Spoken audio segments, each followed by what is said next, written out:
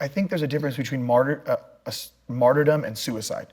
There's a big difference. And I think to be martyred is when you take a stand and you don't move, and therefore you pay the price of not moving. The other one is I'm charging in wanting to die. I'm wanting to die, you know? And you're like, because Jesus said, like, you can't take my life. I'm giving my life up. You know, I'm willingly going here. If this is the road that it ends on, I'm fine with that. Yeah. You know? And I think, like, for me, I feel like we're going to see a lot more persecution. I think we'll see a lot more in terms of even what we're talking with social media, simply because people are taking a stand on biblical issues and the world is turning around to that and saying, that's hate. Yeah. And when we begin to take a stand for things and that's called hate, that begins to push against us, and we have to decide whether or not we're going to soften our language, make our language comfortable and palatable for everybody, or we're just going to take a stand biblically. Here's like so many. I was at a meeting when a guy got super ticked off at another dude, and the guy was like, well, you said that. He was like, no, I actually didn't say that. And he's like, yes, you did. It was from the pulpit. He goes, no, I didn't say that. Here, will you read this verse for me? And he realized, no, the guy wasn't actually saying that. He was reading the Bible. And the guy just got livid, and he was like, no, Jesus, those are Jesus's words. And the guy was totally ticked off, and he thought, well, you said that. He's like, no, the Bible says this. Right.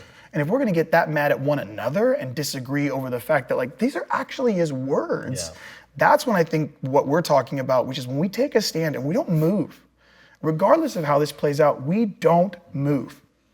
But we have also to speak the truth in love. 100%. Don't forget your grace. As we are taking a stand, we have to remain graceful in how we are fighting this 100%. battle. We don't fight hate by hate. If there is any message that we are learning from the persecution, is this: we don't fight hate by hate, revenge by revenge, or evil by evil. We fight hate by love, revenge by forgiveness, and evil by the power of the living God. The difference between you and your enemy that persecute you is forgiveness and love. That's it. If you lose this key weapon, you lost the battle of persecution. Well, yeah, because the greatest model we have is to love it. One of the greatest models we have that separates us from everyone else is to love our enemies. Like, us doing that demonstrates to the world that we understand something about love, grace, mercy, kindness that the rest of the world cannot operate in. And look at the alternative. If you lived in a society, an eye by eye, tooth by tooth, the whole society will end blind and toothless. That's That's exactly right. Yeah. We live in a dark world, an often evil place where pain and loss overshadow every corner of the earth.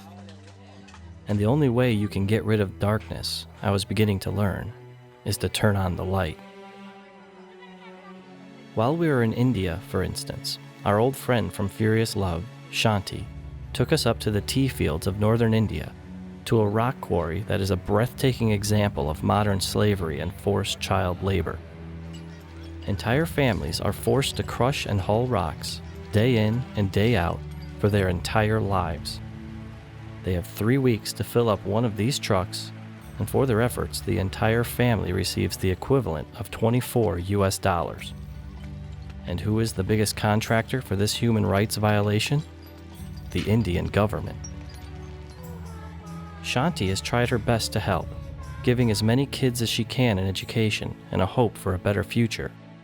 But by educating one child, she deprives a family of another set of hands needed to meet their quota.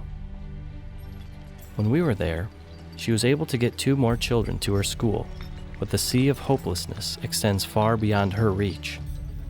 She is just one woman burning bright in a world of darkness. These rock quarries are scattered all over India, and the situation is the same or worse in all of them. The darkness is overwhelming, but through his kids, God's light continues to shine.